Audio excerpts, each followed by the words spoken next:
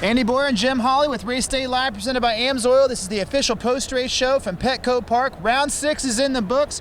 The big story tonight was the big scare in practice with Cooper Webb hitting the ground. We didn't know what was going to happen to him tonight coming to that main event, Jim. Well, I think that a lot of people didn't know, and I think his own team didn't know how he was going to react. I mean, you saw him go out there in that heat race, and he got the bike into that main event, but he got a good start in that main event. He was right up there, put himself in a good position, but hey, he gets 4 wins now. He wins here in Petco Park. Nobody thought he was going to do that, but I don't know what happened to Tyler Bowers on lap 9. You did the interview with him. What did he say? He isn't feeling good. He's caught the sickness that everybody else across the country's got. You know, I told him, I was like, or asked him, I was like, what happened? You know, you're pulling away and you just hit the wall. I was like, man, I'm sick. You know, I don't feel good.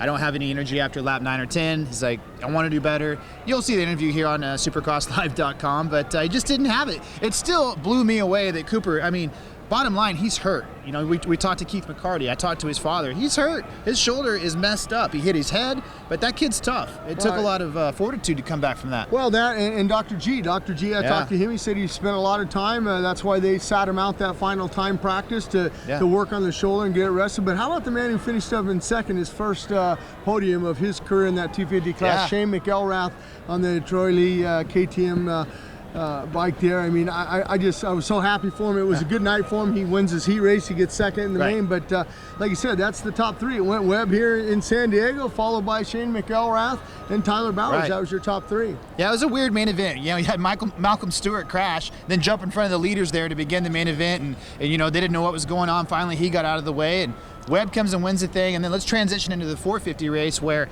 not as exciting, but still championship implications. The Honda Red Riders did what they have to do. Well, you know, I talked to Dan Bentley over there after this. I said, hey, you guys got 50% of the wins. We've got 6 races in the books. You guys have won 3.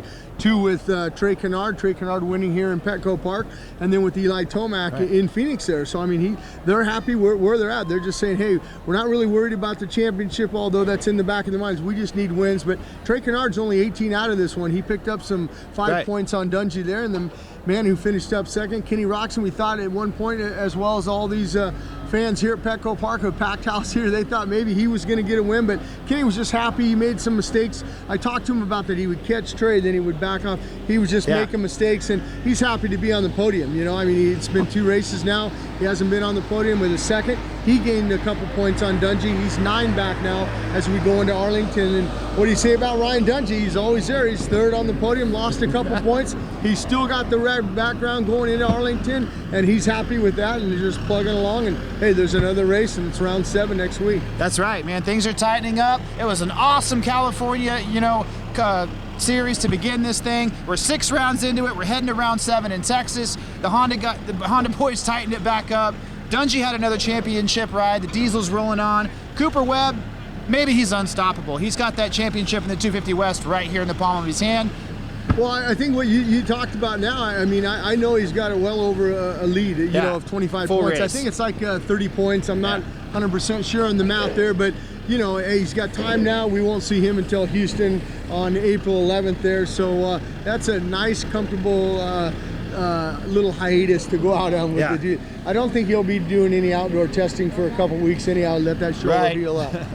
Well, that's it from round 6. That's it from California. We're going to go to AT&T Stadium in Arlington, Texas. We're going to begin a whole new series with the 250 East. We'll see you there.